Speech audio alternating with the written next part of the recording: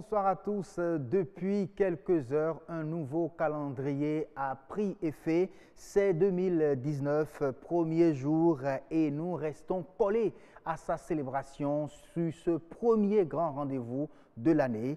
Et ça commence par la météo.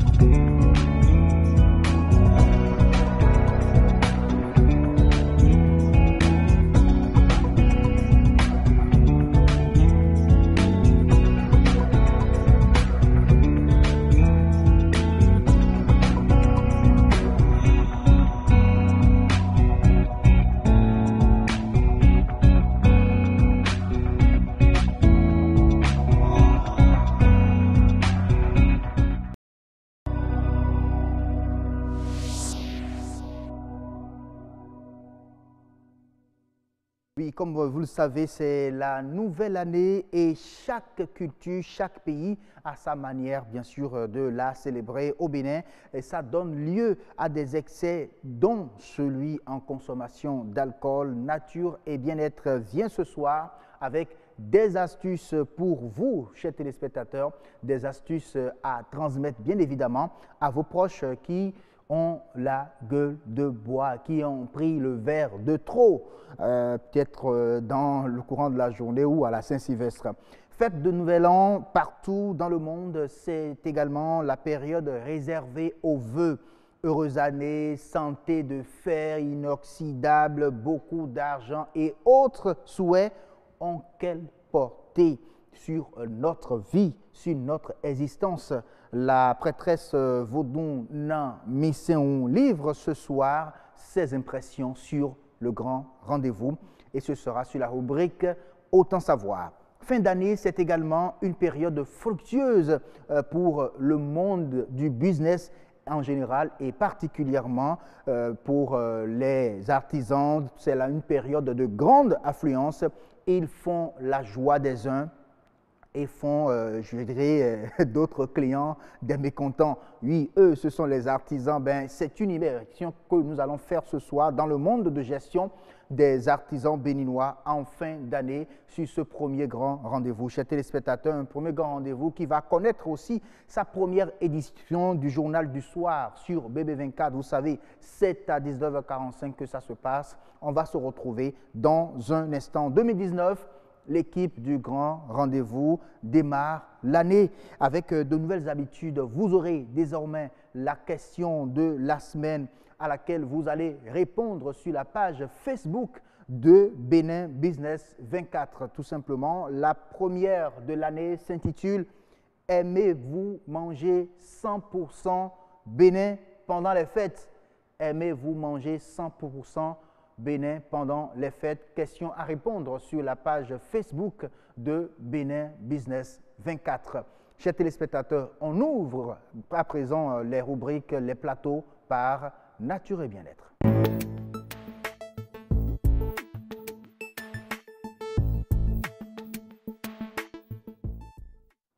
Nature et Bien-être, vous savez, c'est la fête, une bonne fête, c'est également la bonne santé. C'est ça le credo de Nature et Bien-être en ce début d'année. On change également les habitudes pour marquer la fête, chacun avec sa préférence. C'est ce que nous présente d'ailleurs même ce reportage. Regardez. Nul doute que les fêtes de fin d'année auront bel et bien lieu. De l'apéritif au dessert, en passant par l'entrée et le plat de résistance, la gamme de choix des produits à consommer est bien large. Même des boissons sont mises sur le marché, spécialement pour les fêtes. Oui, c'est nouveau pour le Béninois, mais pas pour les autres pays comme le Togo, le Nigeria, la Côte d'Ivoire. C'est une boisson donc pour les temps de fête. Tellement de produits sont proposés aux clients. Et pour bien fêter, ils ont déjà leur petite idée. Chacun y va de sa préférence. J'ai dit à ma mère on va faire cassoulet, c'est tout. Pourquoi cassoulet? Apparemment, il n'y a pas de fête sans cassoulet. Pourquoi cassoulet? Tout le monde aime ça. Genre un cassoulet ou bien du riz au gras. Bon, c'est bon.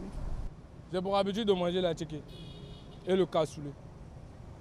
Souvent, en famille, hein. À tchéké, cassoulet, c'est bon. Et je fête bien. En temps de fête, tout, je mange tout moi. Tout ce qui n'est pas fait maison, moi je ne prends pas.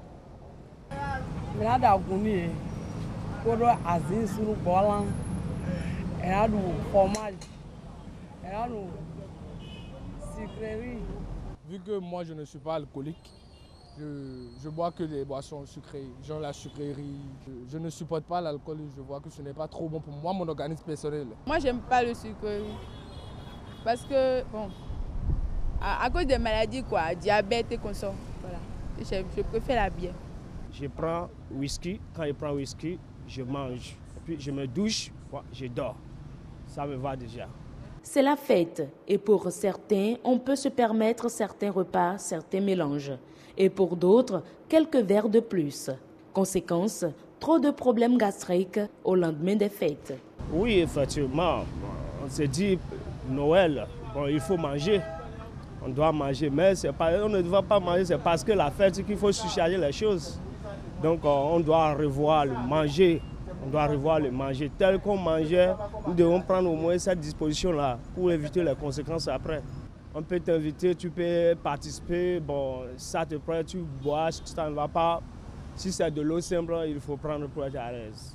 Des vivres et des boissons de qualité et de provenance douteuse, accompagnés de mauvais comportements alimentaires, marqués d'un abus, c'est la principale cause des problèmes de santé constatés juste après les fêtes. Les conseils sur la bonne alimentation faisant défaut, on se demande toujours quoi manger en temps de fête et bien se porter. Une interrogation de Heureuse Danodé dans ce reportage. Pas d'alcool pour les uns, pas de sucrerie pour les autres. Retenons tout simplement que l'excès en tout est nuisible. Mais comment gérer le verre de trop? C'est la principale interrogation au cœur de cette rubrique Nature et bien-être ce soir. Et nous allons y répondre avec le docteur Rodolphe Villon, hépato-gastro-entérologue. Bonsoir. Bonsoir, M. Gaba. On peut déjà vous dire bonne fête. Merci, bonne fête à toi aussi. Oui, malgré la fête, vous avez quand même fait le déplacement, venir servir nos téléspectateurs, leur offrir les informations qu'il faut, donner les astuces qu'il faut pour pouvoir gérer. Le verre de trop, certainement, qu'il y en a également qui nous suivent en ce moment. Ils ne savent pas comment gérer. Merci d'être là. Je vous en prie. Alors, j'ai envie de vous dire, vous, Anné, tout simplement, mais pas heureuse, puisque c'est déjà votre prénom. Ah, si on gagne heureuse année à vous. Heureuse année Danodé. Non. Heureuse année heureuse. Heureuse année heureuse. Oui, ah, c'est mieux. D'accord, je le dirai ainsi alors tout au long de l'émission. Vraiment un plaisir de vous retrouver. Ce soir, vous n'avez pas pris le verre de trop, sinon vous ne seriez pas sur ce plateau, aussi lucide que ça. Mais en pleine forme sur ce plateau pour continuer maintenant, bien sûr, à parler de ce sujet concernant l'essai qu'il faut donc éviter en toute chose, et particulièrement l'alcool nous intéresse ce soir. Alors, docteur, l'alcool déjà, est-ce qu'on peut avoir une idée de sa composition? C'est l'alcool tout court ou il y a quelque chose qui est mis dans ce produit-là qui rend ivre parfois quand on en consomme excessivement?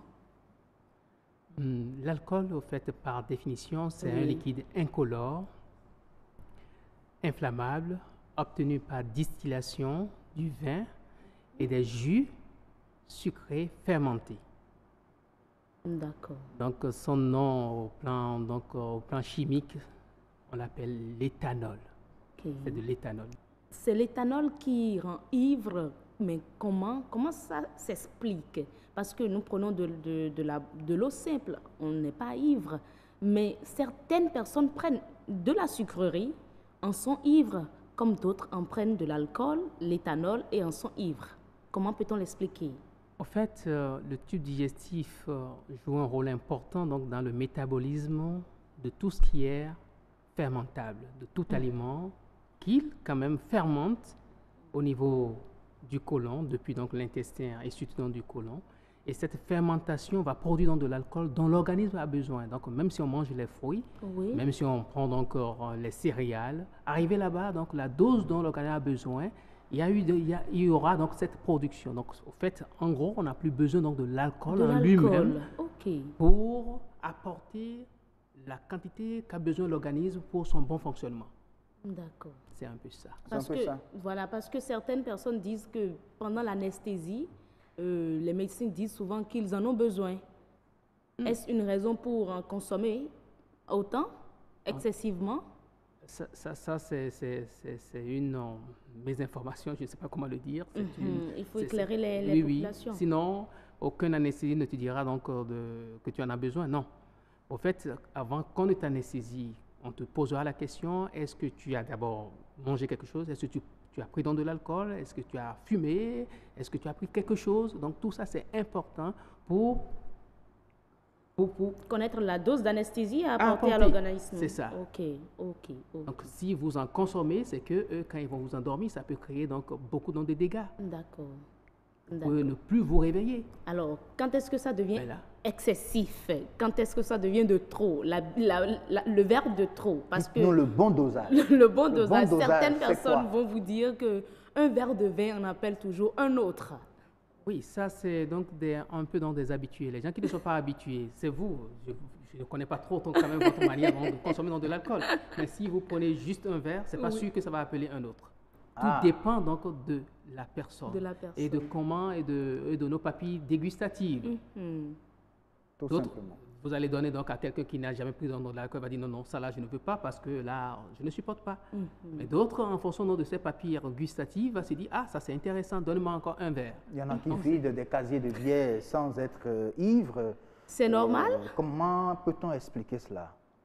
Au fait, ça, on ne va pas rentrer donc on ne va pas promouvoir donc cette manière de faire parce que c'est à partir, donc il faut maintenant qu'on revienne donc aux doses qui sont recommandées aussi bien chez l'homme et que chez la femme. Mais pour des gens qui n'ont aucune tare, qui n'ont aucune maladie, que ce soit bien clair.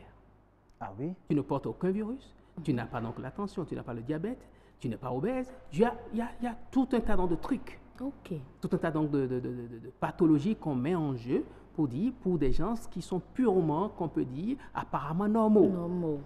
Là, côté homme, on lui dit, on tolère par jour 20 grammes, côté femme, bien sûr, on tolère par jour 20 grammes donc d'alcool. Par jour? Par jour. Si elle atteint les 40 grammes donc d'alcool sur place, elle est déjà alcoolique. Alors, 20 grammes d'alcool, ça fait environ combien de bouteilles de bière? Là, si on rentre, donc, on va prendre côté bière. Au fait, donc, chaque boisson donc, qui est conçue, elle est conçue donc, avec ses verres. OK. Et chaque verre que tu prends donc, d'une bière, et bien sûr, un verre donc, de bière, ça fait 10 grammes. Donc là, raison pour laquelle nous avons plusieurs types de verres. Exactement. Les verres pour les vins. En fonction donc des différents types d'alcool. OK. Le vin a son verre. Un verre de vin, ça fait déjà 10 grammes. Ça fait 10 grammes. OK. Un verre, donc, c'est pourquoi donc l'alcool donc de chez nous, le soda-bi dont on parle là. Vous voyez, c'est des talopémies. Talopémies, oui. Ce petit verre là, ça fait les 10 grammes. Donc chaque verre donc d'un alcool précis et le verre y va. Donc, c'est 10 grammes. Donc, pour une femme qui n'a aucune pathologie, elle ne doit pas dépasser 2 verres. 2 talopémies. 2 talopémies si elle était avec donc, le soda-bi. Le soda-bi, voilà. Si c'est la bière, c'est le verre donc, de la bière. 2 verres. Si c'est le vin, c'est le verre du vin. 2. Et l'homme? Et l'homme, pas plus. Lui peut aller à 3 disons 30 grammes donc, d'alcool Ok, 3 verres. par jour. Ça fait donc 3 verres. D'accord. Donc si on prend une bouteille de bière, ça fait donc les 3 verres. Ah. Donc là, on ne peut pas dépasser donc une bouteille, Dans une grosse une bouteille donc, de grosse bière bouteille de bière. par jour. L'homme a déjà... Atteint sa La dose. grosse bouteille. Non, mais de là, bière, on peut dire que la majorité des hommes que nous avons ici sont alors des alcooliques. Oui, Parce là, qu'aucun d'eux ne se lève sans en prendre deux, je parce dirais, que si sans en tu prendre deux atteins bières. donc les 2 grosses bouteilles et un peu plus ou bien même, c'est que c'est supérieur ou égal à 60, ça fait donc 60 grammes donc d'alcool Oui. que tu ingères donc dans ton corps. Sur place. C'est déjà de l'alcoolisme. Mais vous savez, aigu. En fait, c'est alors, occasionnel, Docteur, mais c'est... docteur, c'est chaque bière avec son degré d'alcool. Il y en a qui sont à 5%, 4,5%, 8%, 7%. C'est toujours 2 verres qu'il faut prendre, Au fait, 3 verres. quand on parle de bière, le degré est bien précis. S'il y a donc d'autres donc D'autres fantaisies. fantaisies structurelles ou bien d'industrie, là, ça fait autre Voilà, chose. ce sont des fantaisies industrielles. Tout simplement. Alors, quelles sont les conséquences pour ceux qui prennent plus que L'essentiel, ce qu'il en là, faut? là encore, on ne va pas trop insister sur ce côté fantaisiste, mais c'est que c'est à la personne qui consomme de comptabiliser maintenant, parce Voilà. qu'il connaît le pourcentage, Oui. on peut toutefois lui calculer quelle quantité il va prendre pour rester donc dans les Dans normes. les normes, d'accord. Alors, quelles sont les conséquences alors sur la santé lorsqu'on en prend de trop? Vous savez, même cette dose dont on a parlé, je vous ai déjà dit que même l'alimentation suffit pour apporter Oui. la dose d'alcool dont l'organisme a besoin pour bien fonctionner. Oui. Donc, ce qu'on apporte, c'est déjà quelque chose donc d'excès pour l'organisme Ok. et il va faire l'effort donc de l'éliminer. Donc, le sport. Non, pas le sport. Bien sûr, ce sont ces fonctions rénales donc, qui sont sollicitées pour éliminer donc l'excès. Oh là là. Et là, il y a d'autres qui vont abuser. Maintenant, cette dose qu'on dit que c'est une dose donc journalière, bien sûr, chez nous, d'autres disent que je n'en prends pas, mais occasionnellement, si je veux y aller, je peux compenser tout ce que je n'ai pas pris. Là, c'est là, je dis, il devient donc un alcoolique aigu. Aigu. Et dans Et ces c'est conditions, ceux qu'on a beaucoup plus en 7 ans de fête. En 7 ans de fête. Effectivement, Et ceux qui ce n'en qui- prenaient pas en tant que tels. exactement. Et c'est ce qu'il faut éviter au maximum, parce que là, les conséquences sont énormes. Tout de suite, si c'est un alcoolique aigu, il peut faire donc une gastrite, et une gastrite hémorragique. Il peut se mettre donc à vomir dans du sang après. Ok. Parce que d'autres, même quand ils abusent, donc là, ils se mettent donc à vomir, et de vomissement en vomissement, il peut commencer par vomir dans du sang. D'accord. Ça, il est en train de fêter, et il faut donc l'accompagner, il faut la mener à l'hôpital donc pour le sauver. Pour le sauver. On ne veut pas ça. Mais il y a une faute, je ne sais pas si c'est juste une idée reçue, où on dit qu'il faut boire un verre d'eau entre les verres d'alcool pour éviter d'être ivre. Ivre. Est-ce que c'est vraiment efficace? C'est une idée qu'on peut prendre en En considération? considération. Là, non, je ne pense pas. C'est que si la quantité donc d'alcool que tu as à prendre, tu te dis que tu dois prendre, donc, disons peut-être tu veux prendre donc 2 bouteilles donc de bière ou bien même 3 bouteilles donc de bière et que tu essaies juste donc de boire entre donc les verres que tu prends, Oui. non, parce que ça ne diminue pas du tout donc Le taux d'alcool déjà ingurgité. non seulement ça va avoir tendance à diluer, Voilà. Et te permettre d'en prendre encore. encore, Ok. ou bien toi tu vas croire que donc en diluant déjà donc là tu diminues donc le gramme si on va Qui n'est tu pas ne le touches cas. pas au gramme. Donc si c'est 60, c'est que tu as consommé les 60 grammes. 60. Si c'est D'accord. 90, donc tu as consommé donc les 90 grammes. Donc, toutes les astuces, hein, peut-être pour terminer, parce qu'on fait les signes là, toutes les astuces alors pour ne pas être ivre lorsqu'on consomme l'alcool, c'est juste pour éviter l'ivresse. Ça ne diminue en rien la quantité, le taux d'alcool déjà ingéré dans l'organisme. D'accord. C'est vrai qu'on a assez de choses à dire sur le sujet, mais là, le temps qui nous est imparti tire à sa fin. On aura le temps de vous avoir d'autres fois pour aborder le sujet, Oui. qui est quand même intéressant. Merci, docteur. Merci à vous, à très bientôt. On va rejoindre maintenant une autre rubrique. Dans cette rubrique, on va parler beaucoup plus des vœux.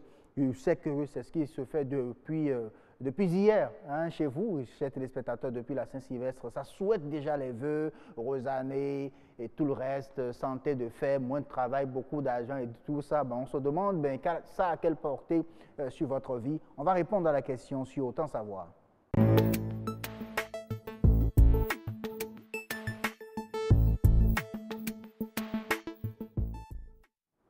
Les vœux symboliques ou pas, c'est la question qu'on se pose, ou bien ça a réellement un effet sur notre existence. On va répondre à la question dans un instant. On suit d'abord ce reportage signé Cécile Roundé qui nous présente la symbolique des vœux. Selon les Béninois, ça signifie quoi en réalité? Un chiffre qui glisse, une nouvelle année qui commence. 2019. C'est déjà l'effervescence. Échange de vœux, une pratique séculaire qui perdure. Je présente des vœux à mes parents parce que ils m'achètent tout ce que je veux et je veux qu'ils soient toujours en bon état et ils soient toujours là pour moi. La question de vœux là, je pense que c'est très profond et riche de sens. Si les vœux, la présentation des vœux n'existait pas, il fallait bien l'inventer. Et il n'y a pas un temps spécifique pour les vœux. Généralement, le plaisir de se souhaiter les meilleures choses possibles se fait plus ressentir pendant la période de Nouvel An. On se dit que c'est une nouvelle année qui commence. Donc il faut souhaiter de belles choses à son prochain, oui, à ses proches pour que cette personne se dise que tu as de l'amour envers lui. Si Dieu fait que des voisins se retrouvent après les 12 mois, c'est une grande joie. On dit, Dieu fera, on va encore en trouver, même si quelqu'un doit mourir une seconde après. On a ça en tête. Mais Dieu décide autrement. Les vœux sont donc l'expression d'une affection. Ils renforcent les relations humaines sans pour autant être une exigence. Ça n'a pas d'importance. C'est exactement comme nos bonjours. Si tu ne reçois pas de bonjour un jour, ça ne veut pas dire que la journée sera mauvaise. On peut se passer des vœux et se sentir dans une nouvelle année. Pour moi, ça ne symbolise pas grand-chose parce que même si tu souhaites les vœux à ton prochain et que cette personne n'est pas humble de lui-même, ça ne pourra pas s'exaucer. Par contre, d'autres croient en la magie de la parole. Si on veut rentrer dans une autre année, on peut dire meilleur vœu. Et la personne, il est pauvre, voilà, il va devenir riche dans l'année. Ça peut arriver, la personne va devenir riche.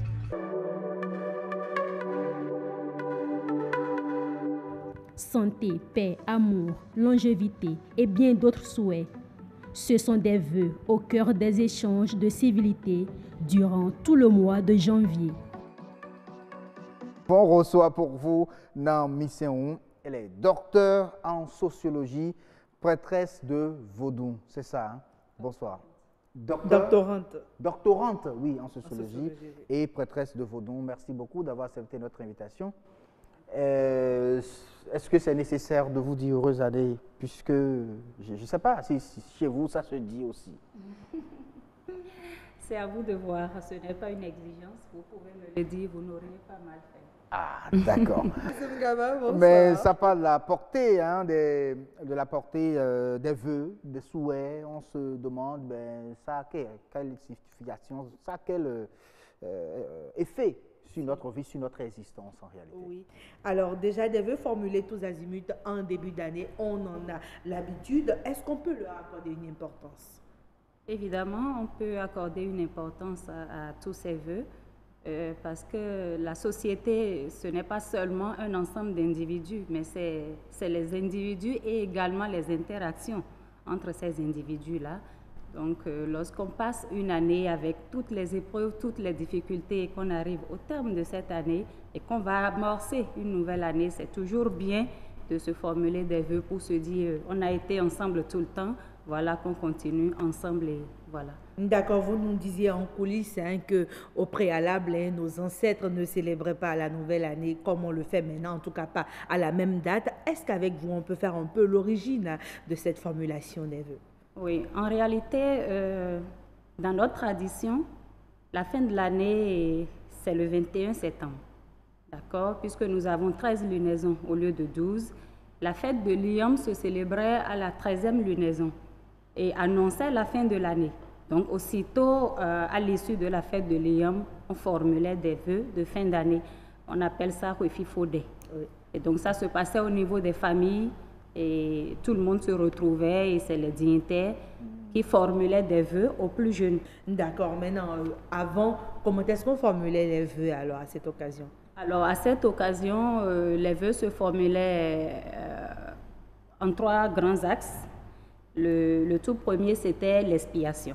C'est-à-dire, on débarrasse l'individu de tout ce qui a pu souiller son aura, ce qu'il a fait personnellement, les sorts qu'on lui a jetés, les malédictions et autres. Et dans un second temps, on formulait des vœux autour de la protection. Tout ce qui sera envoyé vers lui, on demande à l'égrégore familial ou bien à l'entité de l'en préserver. Et dans un troisième temps, maintenant, on formule des vœux de prospérité. Donc, c'est en famille, ça se fait? Oui. C'est pas quand on rencontre n'importe qui dans la rue seulement, « Ah, heureuse année !» et puis ça commence, et puis bon... Encore que ça ne se disait pas heureuse année. Ça se disait pas heureuse année. Bon, ben, puisque c'était au niveau de chaque famille, on priait pour amorcer une nouvelle année. D'accord. Mais aujourd'hui, hein, peu importe votre obédience religieuse, presque tout le monde fête le nouvel an. Aujourd'hui, c'est souvent le 31 décembre hein, qu'on choisit pour pouvoir passer d'une année à une autre. Évidemment.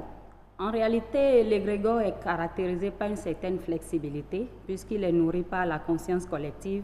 Et donc, puisque nous avons commencé à le faire le 31 décembre, ça s'est imposé à tout le monde. Le problème ne se pose pas, ça peut se faire. D'accord, mais est-ce que c'est toujours de la même façon qu'on formulait les vœux qu'on le fait aujourd'hui? Il y a beaucoup de choses qui ont changé entre-temps. C'est vrai. Est-ce que ça maintient le caractère symbolique un peu de cette formulation des vœux? À première vue, on pourrait dire que non, parce que par le passé, il s'agissait d'avoir un certain nombre de matériels ritueliques.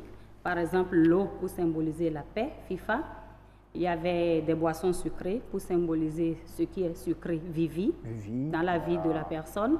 Il y avait les boissons fortes qu'on donnait pour inciter les ancêtres à boire et à se saouler justement et se retourner contre les ennemis lointains et proches de la famille et des membres de la famille. Voyez? Et donc, c'était des jets de cori, des jets de vie. Et à Roé, il y avait une certaine solennité tout autour. D'accord. Mais aujourd'hui, ce n'est plus le cas. On se formule les vœux. D'abord, ce n'est la règle des aînés qui formulent des vœux à l'endroit des plus jeunes n'est plus respectée. Il y a une certaine réciprocité, mais bon, on ne peut pas. Est-ce à dire que les ancêtres n'acceptent plus nos vœux d'aujourd'hui comme auparavant, comme ça se fait aujourd'hui, où ce n'est plus en famille, il n'y a plus ces éléments que vous avez cités, quelqu'un se lève et bon, allez, heureuse année, quoi. Les ancêtres acceptent. Ils acceptent parce que vous devez reconnaître qu'il y a quand même un maillon qui est resté attaché à la tradition. Oui. Et donc, pendant que les vœux sont en train d'être formulés tous azimuts, il y a des gens qui le font avec la même solennité que par le passé, au niveau des couvents. Pour maintenir un peu. Voilà, donc c'est ces vibrations positives que ces roses initiées-là ébranlent à ces occasions qui permet à ces vœux-là d'avoir quand même de l'effet, puisque c'est tout l'égrégore qui est ébranlé. D'accord. Ça tombe sur une autre question que je me posais. Qui devrait normalement formuler des vœux? Voilà, on a des gens qui ne vous écrivent pas tout au long de l'année. Et 31 décembre, paf, vous voyez votre message qui tombe. C'est telle personne dont vous n'avez plus jamais eu des nouvelles qui vous souhaite beaucoup de bonheur. Et c'est souvent les mêmes vœux, beaucoup de bonheur, beaucoup de prospérité. Est-ce que véritablement on peut y croire à ces vœux-là? Oui, en effet, vous demandiez qui devrait formuler des vœux. Comme je vous l'ai dit par le passé, c'était les aînés, les dignitaires de la famille qui devaient formuler des vœux à tous les membres de la famille, aux plus jeunes. Mais aujourd'hui, d'ailleurs, la formule, quand on vous dit heureuse année, vous dites vœux réciproques, d'accord? Et tout le monde se formule des vœux, c'est bien. Ceux qui ne font pas signe tout au long d'une année et qui apparaissent à la fin de l'année, bon, c'est quand même aussi une façon de dire que je ne vous ai pas oublié. C'est peut-être les difficultés de la vie qui font. Mais chacun fait l'effort à la fin de l'année de se rappeler un peu tout ce qu'il a perdu de vue pour leur souhaiter les vœux. Donc, on ne peut pas trop leur en vouloir. Maintenant, y croire, vous avez dit, la plupart du temps, c'est les mêmes types de vœux. Justement, c'est c'est une occasion pour moi pour exhorter les uns et les autres, formuler des vœux à caractère universel, mais insister sur les vœux individuels, ceux dont la personne a réellement besoin. Vous voyez, quelqu'un qui a besoin d'un emploi, vous lui souhaitez la prospérité ou bien le bien-être matériel et financier. Il faut que ça passe d'abord par l'emploi. Donc, il faut vraiment essayer de personnaliser les vœux pour que la personne se sente concernée. Oui, mais je crois que la difficulté, c'est que vous ne pouvez pas personnaliser vos vœux si vous ne connaissez pas suffisamment quelqu'un. C'est peut-être ça aussi la beauté de la chose. Bon, il y a ça, mais bon, a priori, est-ce qu'on peut formuler des vœux à quelqu'un qu'on ne connaît pas du tout? Mais ça arrive, hein? Ça arrive en période de fête, même quand on se croise dans les bureaux, dans les couloirs, heureuse année. Oui. Bon, c'est la civilité. C'est vrai que ça a commencé déjà, les vœux, depuis hier. Ça dit bonne année, heureuse année, ça va dans tous les sens. Est-ce que jusqu'à présent, ce soir, ce 1er janvier, est-ce qu'on peut encore modifier quelque chose, changer quelque chose pour que ça puisse véritablement prendre ces vœux-là? Il faut dire qu'il y a un certain nombre de dispositions à prendre pour formuler des vœux afin que ça ait vraiment les effets escomptés. On peut encore le faire? Oui, bien sûr. Et il y a d'abord une purification psychologique, d'accord? Il faut de la sincérité dans les vœux qu'on formule, mais il faut surtout s'identifier soi-même en tant qu'acteur principal de son bien-être et de son bonheur. Lorsqu'on vous souhaite d'avoir beaucoup d'argent et que vous ne faites rien, vous n'aurez pas l'argent. Et donc, c'est l'homme lui-même qui est l'acteur principal de son bonheur. Les vœux qu'on lui formule viennent comme un ensemble de vibrations positives qui l'entourent afin que ses efforts portent leurs fruits peut-être un peu plus facilement. Donc, ce n'est pas les vœux à eux seuls qui peuvent rendre l'année belle pour quelqu'un. Il y en a qui se disent, sans vœux, tout peut bien marcher dans l'année pour moi. Évidemment. Ça a été dit dans le reportage. Évidemment, il faut savoir, comme je vous l'ai dit, qu'il y a des rôles initiés, des rôles dignitaires qui, sans connaître les uns et les autres, formulent des vœux à l'endroit de toute la population. Vous voyez, il y a beaucoup de choses qui sont faites. Par exemple, la dernière fois, il y a eu des sacrifices expiatoires dans le cadre du TOFA. Ça, ceux qui l'ont exécuté n'ont pas besoin de savoir qui sont les membres réels de la communauté, mais on le fait au profit de tout le monde. Au nom de tout le monde. Donc, ce qui est important, c'est que chacun doit savoir qu'il est à la fin d'une année et qu'il lui faut faire un bilan de ses forces et faiblesses, prendre conscience, voir dans quelle mesure convertir ces faiblesses-là en force et maintenant compter sur les différentes invocations, les vœux et les formulations diverses qui ont été faites pour aller de l'avant. Le temps qui nous est imparti est terminé, mais si en 30 secondes, vous pouvez présenter vos vœux aux téléspectateurs de BB24, ce serait formidable. On vous écoute. Moi, je vous dirais simplement qu'au nom de nos illustres aînés, je décrète que tout ce qu'il y a de divin en moi accompagne les actions de chacun pour que ça porte les fruits escomptés. Merci beaucoup pour des vœux si bien formulés, Assia Mgaba. Nous vous laissons et on vous retrouve, si tout va bien, la semaine prochaine. On va recevoir un artisan à présent.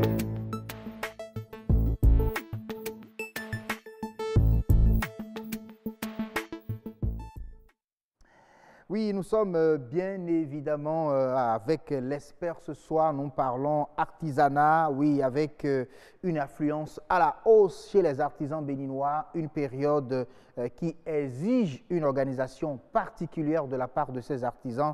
Nous allons questionner ce mode de gestion ce soir et les réponses vont nous venir de M. Yvon Dédébé qu'on va retrouver juste derrière ce reportage. Regardez.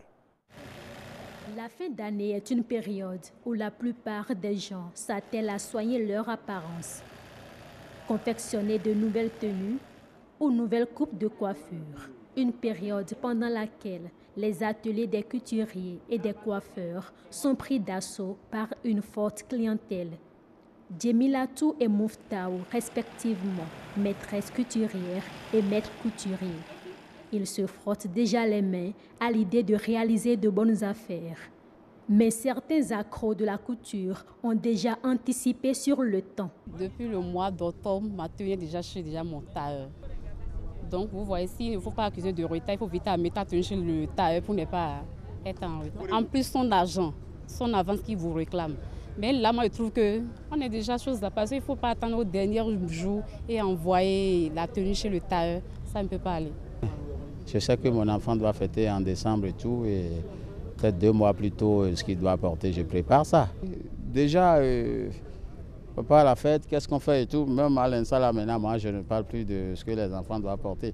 La preuve, pour la Noël, les enfants, et les chaussures et tout, et c'est fait déjà. C'est un moyen pour éviter la surprise des faux rendez-vous. Des ratés qu'occasionne la mauvaise gestion de l'affluence aux dernières heures. L'augmentation de la clientèle est pour la grande satisfaction de ces artisans. Par contre, les clients, eux, gardent toujours de mauvais souvenirs. Comme les ouvriers sont ceux qui sont, ils ont essayé de me dribbler carrément. Les enfants doivent être quand même bien habillés et participer à la fête. Je comptais sur eux, mais à la veille, j'ai compris que c'était comme ça et j'ai dû me rabattre sur les prêt-à-porter. Pour ne pas faire des fâchés dans le lot de ses clients, Djemilatou et Mouftaou optent désormais pour une bonne organisation. Si par exemple les clients, s'ils viennent avec 2 tissus par exemple ou bien 3 tissus, ils veulent que je fais ça pour 1er janvier ou bien je fais ça pour 31, il faut ranger avec le client pour dire non, tu vas trouver un, je peux te faire un et après la fête, je vais te faire les restes. On commence par prendre des choses plus simples. Les choses plus compliquées, on les envoie après la fête. S'il est vrai que c'est une période pour ces artisans, couturiers et coiffeurs d'optimiser leur chiffre d'affaires de l'année, il faut s'y prendre tôt pour éviter les engorgements de dernière minute. Au moins avec les coiffeurs, c'est facile. Vous êtes là vous-même avec votre tête, quoi. Ah bon, là, on ne peut pas vous tromper, c'est que vous êtes là et on vous fait votre coiffure, vous savez que c'est prêt. Mais dans le cas de la couture, les habits et tout le reste, c'est qu'il faut déposer. Et vraiment, il y a beaucoup de mécontents. Hein. Mais il n'y a pas que les couturiers et les tailleurs qui ont de l'affluence en période de fête. On va questionner tout ça et répondre à ces questions-là avec M. Yvon Délégué, artisan et secrétaire général de MAMA, qui est le marché africain des meubles et arts de décoration. Bonsoir. Bonsoir. Et je peux déjà dire bonne fête pour vous, c'est ça? Merci et disons meilleurs vœux. C'est ça en réalité. En tout cas, merci d'être là. L'affluence cette année, au niveau bien sûr des artisans, est-ce qu'elle a été de mise comme les années précédentes? Oui. Vous savez, dans des pareilles périodes, à savoir la fin de l'année, tout le monde veut changer un peu le comportement vestimentaire, l'environnement, on veut améliorer son cadre de vie, donc il va de soi que les artisans soient beaucoup plus sollicités pendant cette période de fête.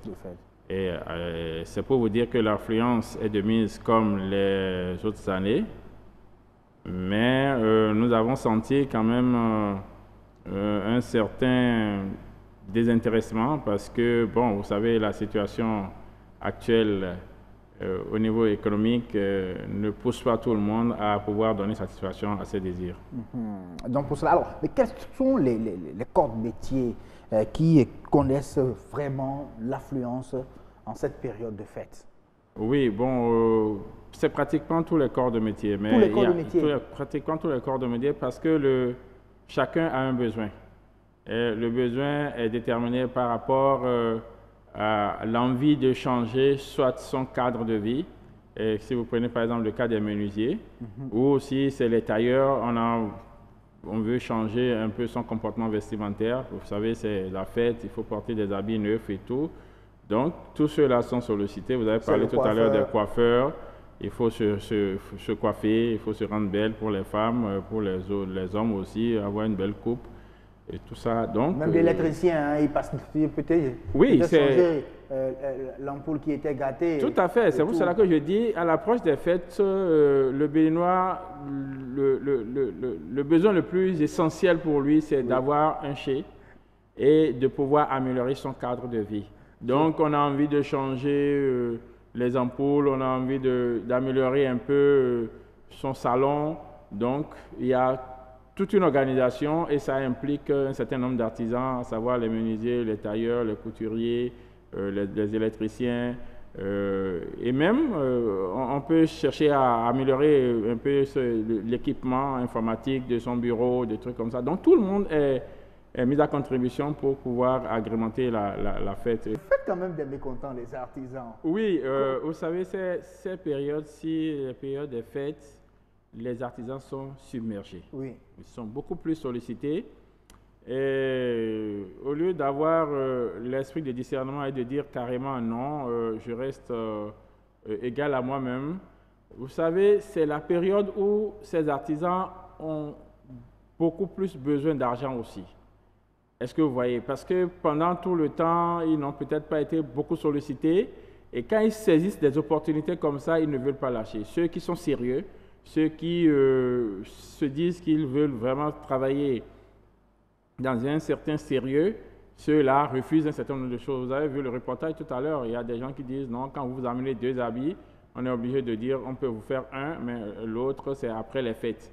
Bon, il y en a d'autres qui se disent bon, moi-même artisan, je dois fêter, donc ils demandent des avances un peu partout. Donc tous les clients donnent des avances, mais au finish, ils n'honorent pas ces engagements. Donc, un bon artisan doit commencer à changer ce comportement. À partir de ce 1er janvier, vous allez connaître maintenant un temps de pause.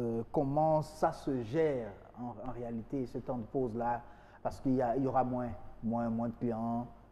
Cette fois-ci, après janvier, le mois de janvier, c'est un temps mort en quelque sorte. Oui, bon, en fait, pour les artisans qui sont bien programmés, qui ont un timing, qui ont un planning, ceux-là se reposent juste après les fêtes parce qu'ils n'ont pas jugé utile de prendre beaucoup d'engagements et ne pas les honorer et les honorer après la fête. Donc, il y a certains qui, dans leur méthode de travail, se disent bon, je vais me donner juste un temps après les fêtes pour me reposer aussi. Donc, ils prennent juste ce qu'il faut, ce qu'ils peuvent finir dans cette période de fête, peut-être une semaine au-delà, et pouvoir dire, après ça, je n'ai plus d'engagement, je peux me reposer.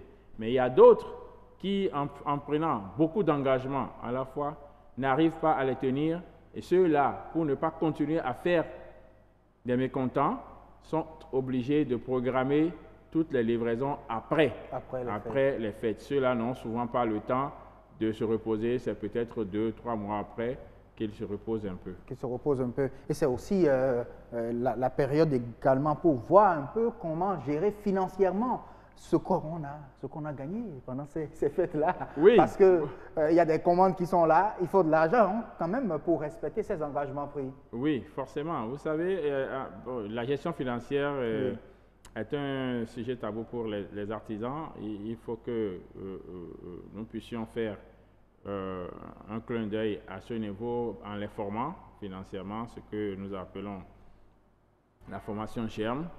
Mais il y a aussi certains artisans qui maîtrisent bien la gestion financière de ce qu'ils font, de leur métier. Donc, ils s'occupent réellement du client, de la gestion financière, et eux aussi, ils ont une manière de planifier un peu leurs dépenses en sachant que c'est une période où on amasse beaucoup.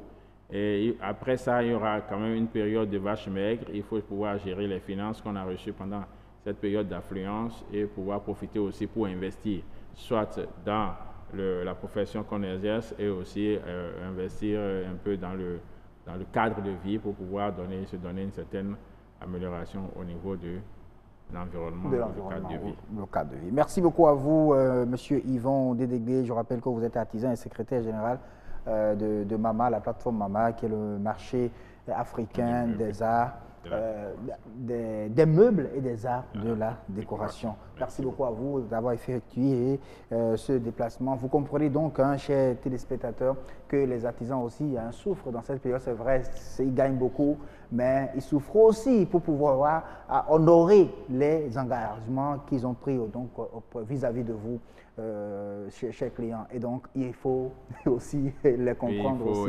Il faut essayer de les comprendre parce que vous savez, c'est un métier qu'on a qui est difficile à gérer. Parce que rien n'est planifié. Vous avez entendu dans dans l'émission on tout va y à aller très l'heure. rapidement, oui. Vous allez entrer dans l'émission tout à l'heure, ils ont dit, il y a certains clients qui ont dit, on envoie déjà nos habits 3 mois avant et tout ça. Il y a une certaine planification qui ne se fait pas. Vous souhaitez que ça se fasse de cette manière-là. Exactement. Merci à vous. À très bientôt. Oui, il y a Amandine qui nous attend de l'autre côté de la rédaction de BB24 pour le journal.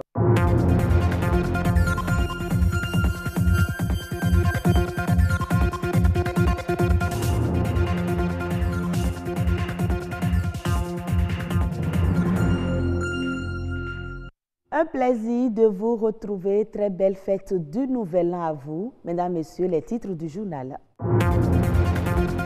Nouvelle année, nouveau défi à l'ORTB. Le directeur général de l'Office fait le bilan de l'année écoulée et des projections pour l'avenir.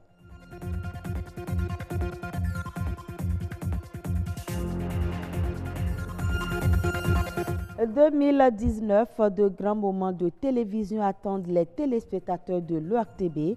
Des innovations sont annoncées.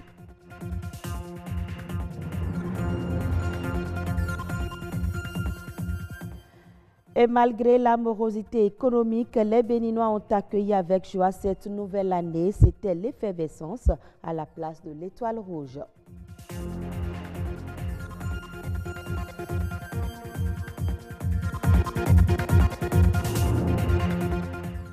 L'année 2019 s'installe et c'est le moment de faire le bilan et faire des projections pour l'avenir à l'Office de radiodiffusion et télévision du Bénin. L'exercice a été fait par le directeur général de l'ORTB. Après avoir formulé ses vœux, Joël Rondolo a annoncé les défis pour 2019. On l'écoute. Auditeurs, téléspectateurs et internautes de l'Office de radiodiffusion et télévision du Bénin.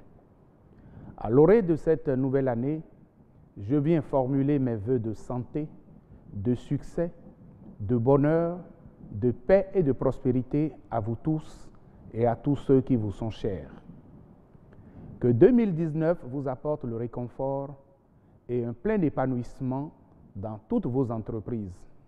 Je voudrais saisir cette occasion pour remercier tous nos partenaires pour la confiance soutenue et espérer que 2019 soit une année prospère pour nous tous. Comme vous l'avez constaté, l'ORTB s'est engagé sur la voie de l'innovation avec l'application ORTB Mobile qui vous permet de passer vos commandes et de payer nos prestations à distance. Nous entendons améliorer nos offres pour un partenariat gagnant-gagnant, comme en témoigne la baisse de nos tarifs à partir du 1er janvier 2019. Continuez à faire recours à nos services. 2018 a été une année riche en événements divers. En effet, au cours de l'année qui s'achève, l'ORTB a honoré la couverture de plusieurs faits majeurs, aussi bien au plan national qu'international, tels que la Coupe du monde de football qui s'est déroulée du 14 juin au 15 juillet 2018 en Russie, les fêtes religieuses, culturelles ou identitaires diverses, le 58e anniversaire de l'accession de notre pays à l'indépendance. L'Office a également pris une part importante dans la mise en œuvre des objectifs de développement de l'État en donnant la visibilité nécessaire aux activités des institutions de la République, notamment les activités de la présidence de la République et des ministères, la mise en œuvre du programme d'action du gouvernement PAG Bénin Révélé 2016-2021, les activités parlementaires, notamment les cérémonies d'ouverture des sessions de l'Assemblée nationale et les débats parlementaires, les activités des institutions de la République, telles la Cour constitutionnelle, la Cour suprême, le Conseil économique et social, la Haute Autorité de l'audiovisuel et de la communication, les activités des organisations syndicales et de la société civile, des associations et des particuliers. La retransmission en direct des matchs de football, la Ligue Vitalor de football, et depuis le 17 décembre dernier, vous avez la possibilité de suivre en direct sur nos radios le procès ICC Service. 2019 s'annonce comme une année de grands défis, avec l'effectivité de la télévision numérique terrestre TNT, qui impose une transformation institutionnelle de l'Office et de nouvelles exigences en matière de contenu.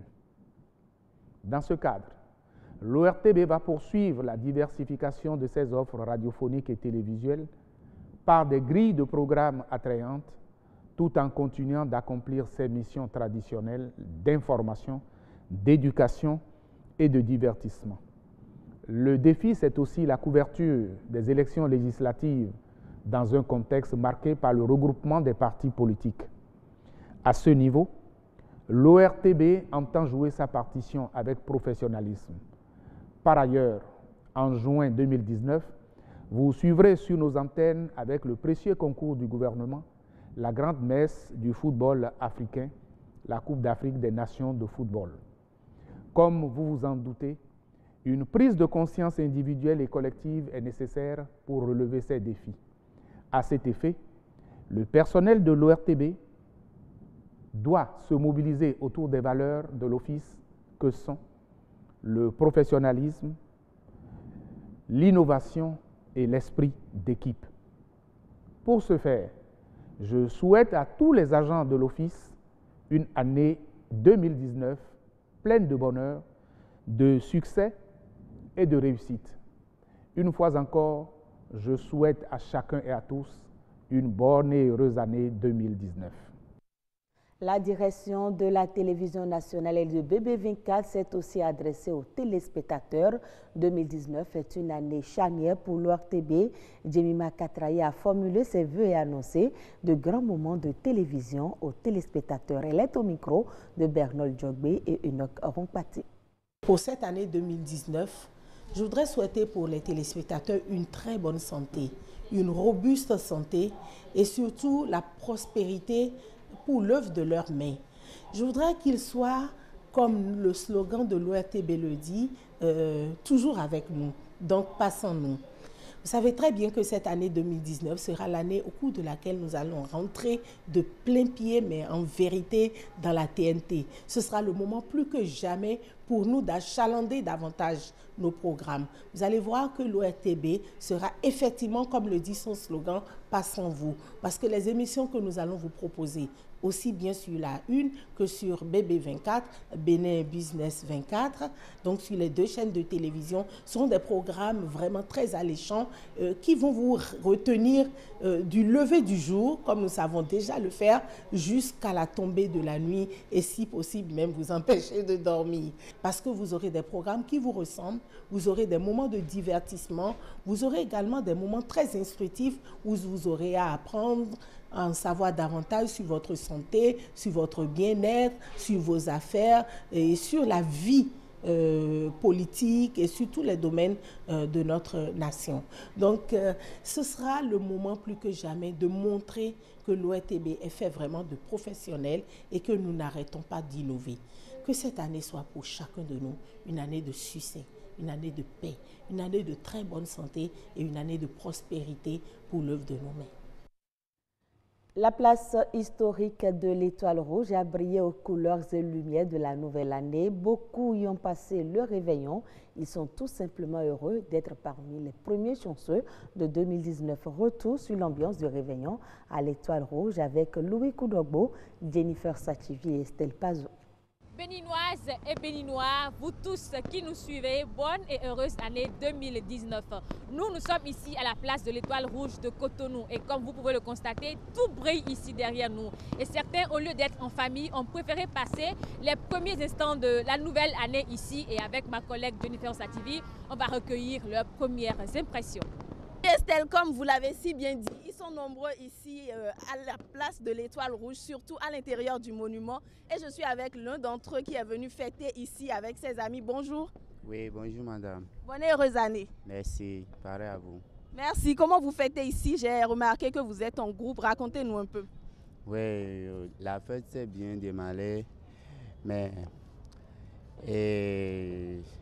2019 s'est démarré aujourd'hui. On rend grâce à Dieu, mais il n'y a pas d'argent dans le pays. il n'y a pas d'ambiance. L'année passée, je vois que les gens sont beaucoup venus à la place de l'Étoile et on a s'amusé, on a crié. Tout le monde s'est content d'aller passer. Mais aujourd'hui, les gens n'ont pas beaucoup venu ici pour s'amuser avec nous. On est un peu seulement. Ok, et pourquoi vous avez choisi de venir ici? Pourquoi à cause de l'ambiance? Racontez-nous.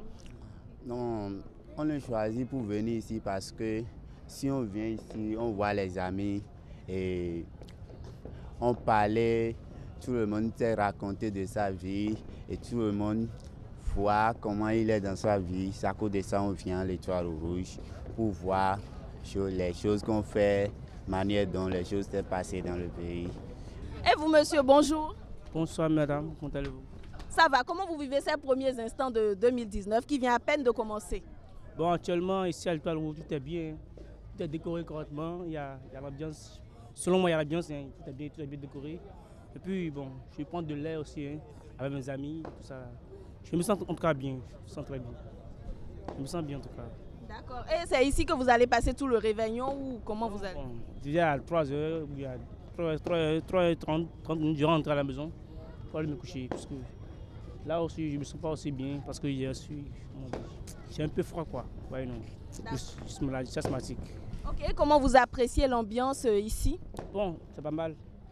Comparativement à celle de l'année passée, c'est pas mal. C'est mieux que rien.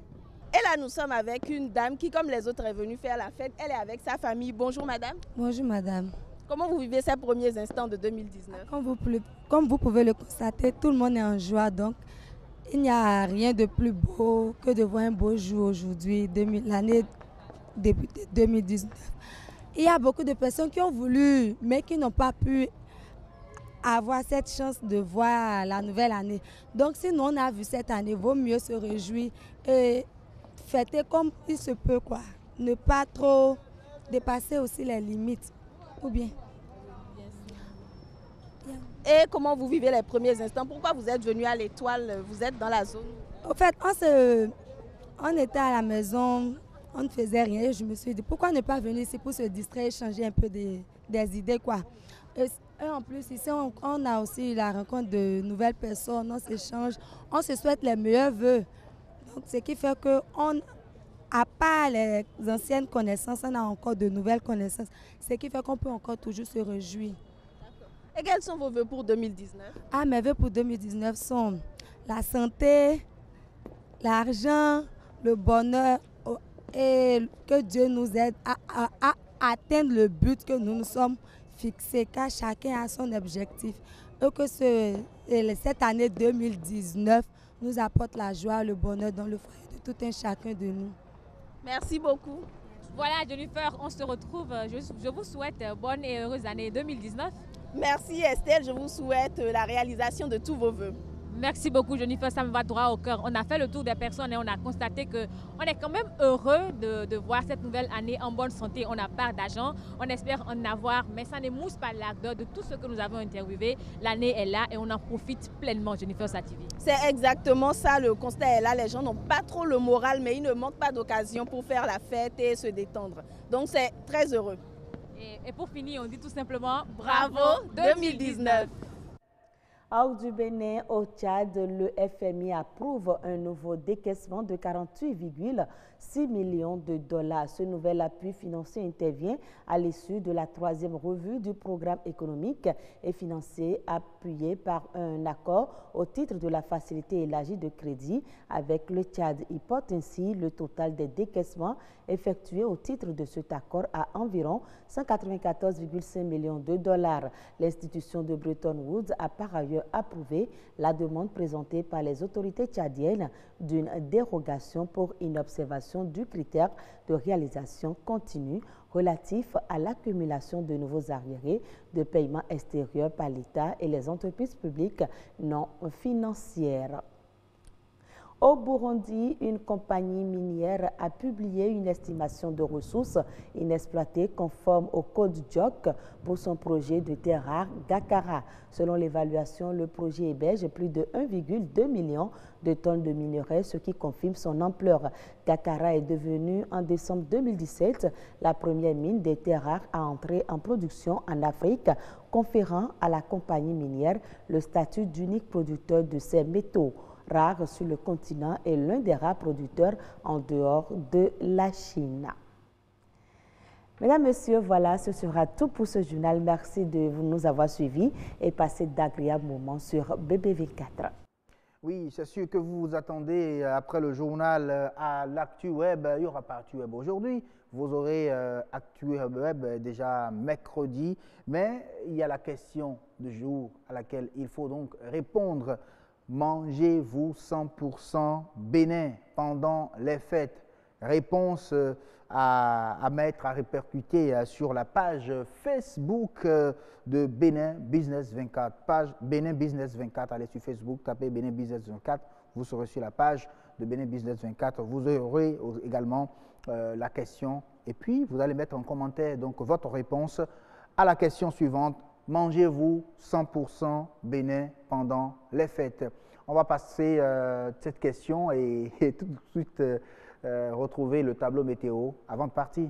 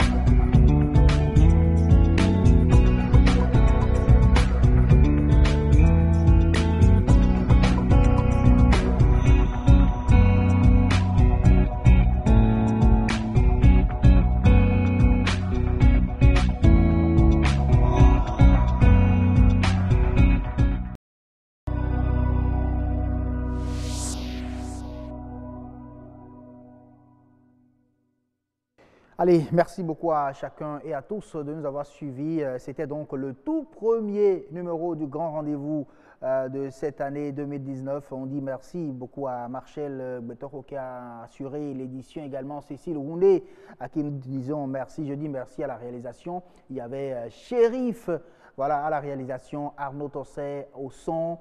On a également, voilà, à l'infographie, il s'appelle Terence Bata. Voilà, je vais y arriver, ne vous inquiétez pas. Et puis à la caméra, il faut me souffler déjà. C'est, pardon, il s'appelle comment? Ah oui, Willy, hein? Louis, ça là. Voilà, c'est Louis qui était bien sûr au cadrage ce soir. Merci beaucoup à chacun et à tous. Vous avez fait le sacrifice, les téléspectateurs en sont contents.